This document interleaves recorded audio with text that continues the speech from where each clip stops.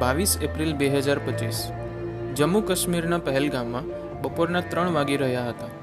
કાશ્મીરની સુંદર પ્રકૃતિનો આનંદ લેવા માટે દેશ વિદેશથી ટુરિસ્ટ આવ્યા હતા, જેમાં પુરુષો, મહિલાઓ અને બાળકો બધા જ પોતાના વેકેશન ટાઈમને એન્જોય કરવામાં વ્યસ્ત હતા.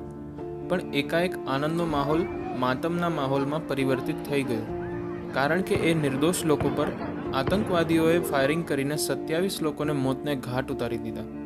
પણ સવાલ એ થાય કે શું એ 27 લોકો ખરેખર નિર્દોષ હતા? ના મિત્રો, એ તમામ લોકોનો દોષ તો જરૂર હતો.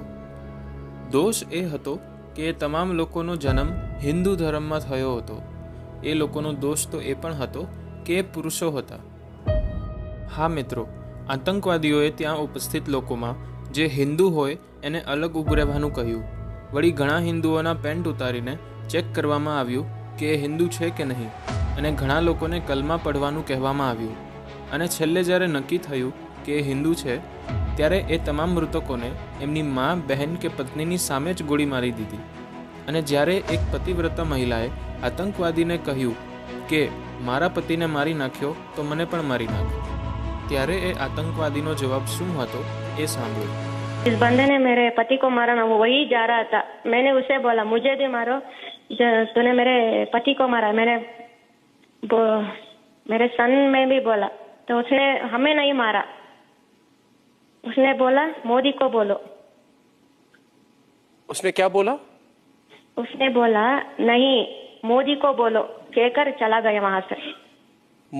मोदी को बोलो. આ હુમલો પ્રધાનમંત્રી મોદી સાથે બદલો લેવા માટે કરવામાં આવ્યો હોય એવું જણાય છે, કેમ કે આ હુમલાની જવાબદારી TRF એટલે કે ધ રેઝિસ્ટન્ટ ફ્રન્ટ નામના આતંકવાદી સંગઠને લીધી છે. 2019માં જ્યારે આર્ટિકલ 370 હટાવવામાં આવી ત્યારે જ આ સંગઠન બનાવવામાં આવ્યું હતું, જેનાથી સ્પષ્ટ જણાય છે કે આ હુમલાની ડાયરેક્ટ લિંક પ્રધાનમંત્રી મોદી સાથે છે. શું લાગે છે મિત્રો, આ હુમલાનો અસલી જવાબદાર કોણ છે? કોની ભૂલના લીધે આપણા 27 હિન્દુ ભાઈઓને મોતને ભેટવું પડ્યું? ઘણા લોકો કહે છે કે આના પાછળ સરકાર જિમ્મેદાર છે, પણ શું ખરેખર આના પાછળ સરકારની બેદરકારી જિમ્મેદાર છે? મને નથી લાગતું કે આમાં સરકારનો એટલો બધો વાંક હોય, કેમ કે આનો જિમ્મેદાર સરકાર નહીં પણ હિન્દુ પોતે જ છે. આના પાછળ હિન્દુ ધર્મગુરુઓ જિમ્મેદાર છે. આના પાછળ હિન્દુ કથાકારો જિમ્મેદાર છે.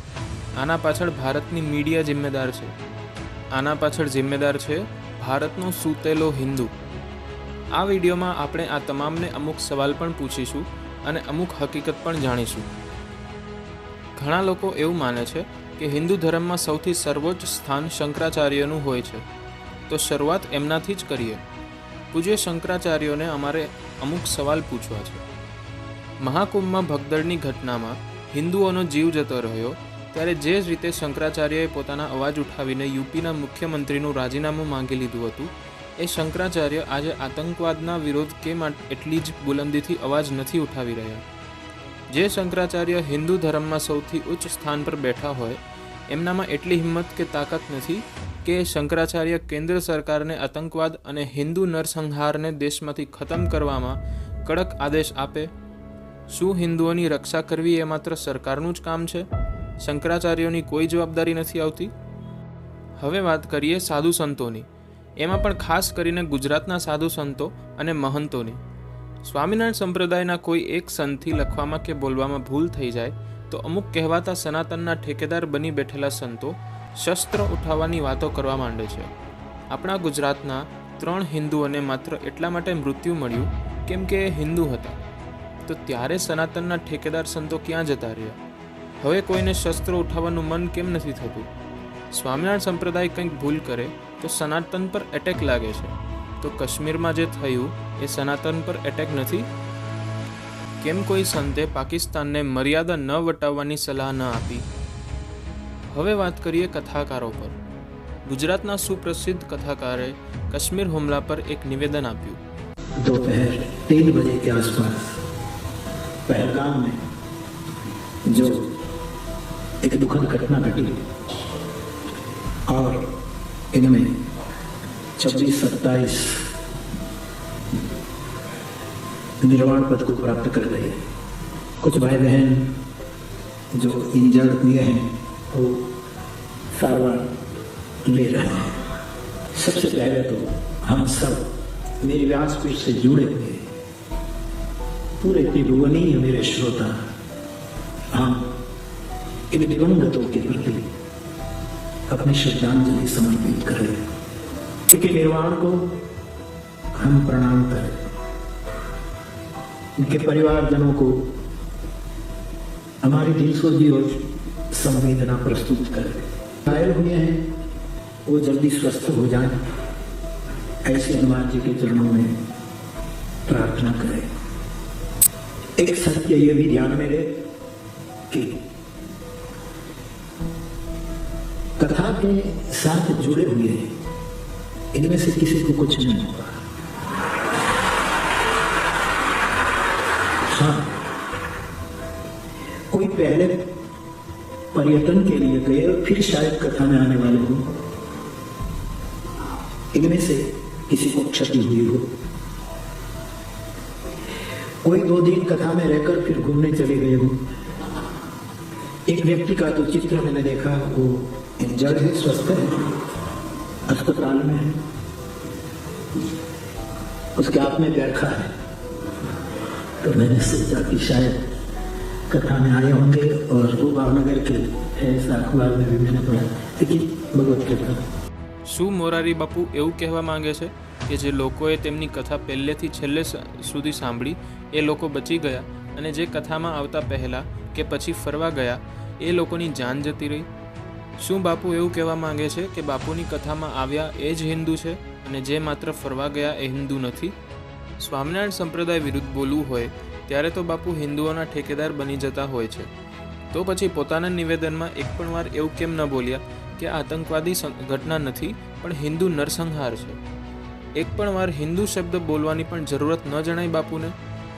આતંકવાદી ઘટનામાં માત્ર શ્રદ્ધાંજલિ આપવાને બદલે અહીંયા સવિનય વિરોધ નહીં કરો કાશ્મીરની સરકારનો? ક્યાં ગયો તમારો સનાતન પ્રેમ?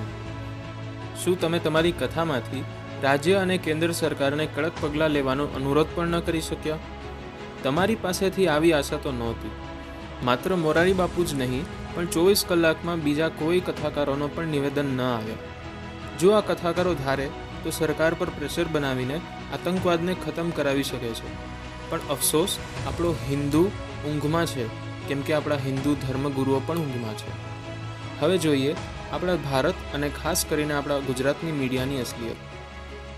સ્વામિનારાયણ સંપ્રદાયનો નાનો અમથો પણ વિવાદ ચર્ચામાં આવે એટલે એને મોટું સ્વરૂપ દેવામાં મીડિયાવાળા બધી જ મહેનત કરે છે અને સંપ્રદાય પર પ્રેશર ઊભું કરીને સંતો પાસે માફી મંગાવે છે. સનાતન વર્સિસ સ્વામિનારાયણ કરીને સનાતનના ઠેકેદારોના નિવેદન લેવા પહોંચી જાય છે. તો હવે કેમ મીડિયા એ જ હિન્દુ ઠેકેદારોના નિવેદન લેવા નથી જઈ રહી? શું આ હુમલો સનાતન ધર્મ પર એટેક નથી લાગતો મીડિયાને? વિવાદોનું સરનામું સ્વામિનારાયણ સંપ્રદાય જ કેમ? આવું બોલવાવાળી મીડિયા આજે એવું કેમ નથી બોલી રહી કે આતંકવાદનું સરનામું પાકિસ્તાની મુસલમાન જ કેમ? ધર્મયુદ્ધની વાતો કરનારી મીડિયા આજે રાહ જોઈ રહી છે કે ભારત પાકિસ્તાનનું યુદ્ધ થાય અને આપણી ટીઆરપી વધે. અમુક મીડિયા તો આવા સમયમાં મોરારી બાપુને સૌથી વધારે દુઃખ છે એવું બતાવીને એમને સૌથી મોટા સનાતની ઘોષિત કરવામાં લાગી ગઈ છે.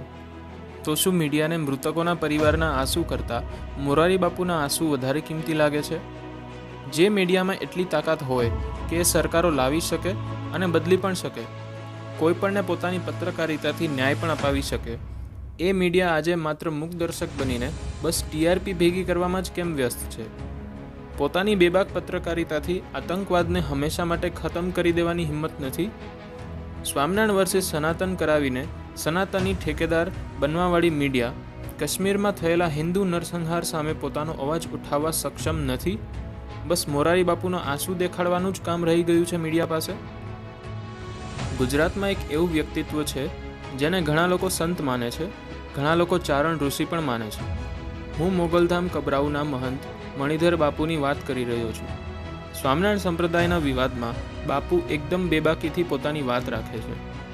કાશ્મીરમાં આતંકવાદીઓ દ્વારા હિન્દુ નરસંહાર કરવામાં આવ્યો ત્યારે બાપુ આજે કેમ મૌન છે? સ્વામિનારાયણ સંપ્રદાય વિરુદ્ધ અનશન પર બેસનાર મણિધર બાપુને અમે સવાલ પૂછવા માંગીએ છીએ કે શું હવે જ્યાં સુધી ભારત સરકાર કાશ્મીરની અંદર હિન્દુની સુરક્ષાની ગેરંટી ન આપે ત્યાં સુધી તમે હિન્દુઓ માટે અનશન પર બેસશો?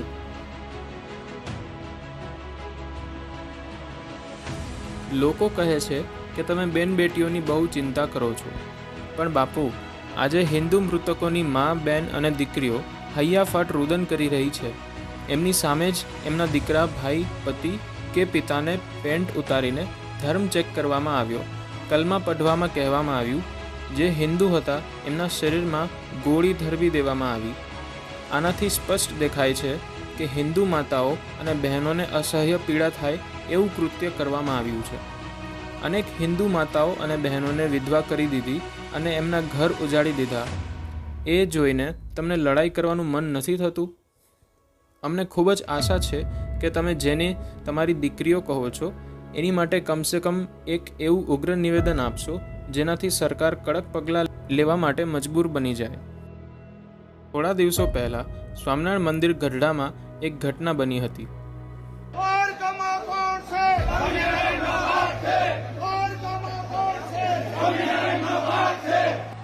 આ વિડીયોમાં ઘણા લોકો એવું બોલતા નજરે પડે છે કે દ્વારિકામાં કોણ છે? સ્વામિનારાયણનો બાપ છે. એવું બોલીને સ્વામિનારાયણ સંપ્રદાય વિરુદ્ધ પોતાનો ઉગ્ર રોષ દેખાડી રહ્યા છે. પણ આ લોકોનો રોષ ત્યારે કેમ નથી દેખાતો જ્યારે ખરેખર જરૂર હોય છે? હિન્દુઓની નિર્મમ હત્યા થઈ ગઈ તો પણ કેમ નથી દેખાઈ રહ્યા આ લોકો? હવે આ કહેવાતા હિન્દુઓને આવા ભડકાઉ સૂત્રોચ્ચાર કરવાનું યાદ નથી આવતું? જો આ લોકો સનાતન ધર્મ બચાવવાના નામે પોતાના જ સનાતની સંપ્રદાય પર 1.5 મહિના સુધી પ્રહાર કરી શકતા હોય તો આ લોકો સનાતની હિન્દુઓને બચાવવામાં કેમ નિષ્ફળ રહ્યા? આ તમામ લોકો કાશ્મીરની ઘટનામાં જવાબદાર છે, કેમ કે આ તમામ લોકોએ જો હિન્દુઓને એક કરવાની કોશિશ કરી હોત તો આજે આપણે 26 હિન્દુઓ ન ખોઈ બેઠા હોત.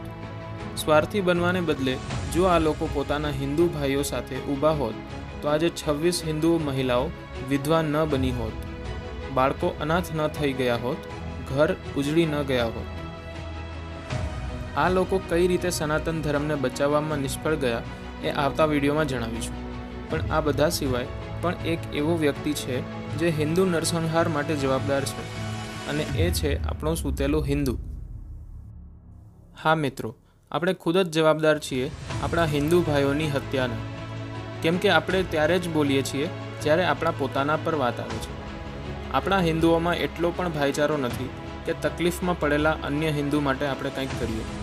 પોતાનો જ સનાતની સંપ્રદાય જ્યારે નાની અમથી ભૂલ કરે તો મંદિરોમાં અને રોડ પર લોકોના ટોળે પોતાને સાચા હિન્દુ સાબિત કરવા માટે ઉમટી પડે છે. પણ અફસોસ, આજે હિન્દુ વિધવા બહેનો અને એમના અનાથ બાળકોનો અવાજ બનવાવાળો એક પણ હિન્દુ એમની સાથે ઊભો નથી. અને એના કારણે જ આજ સુધીમાં અનેક નિર્દોષ હિન્દુઓની મોતને ઘાટ ઉતારી દેવામાં આવ્યા છે. ક્યારે જાગશો હિન્દુઓ?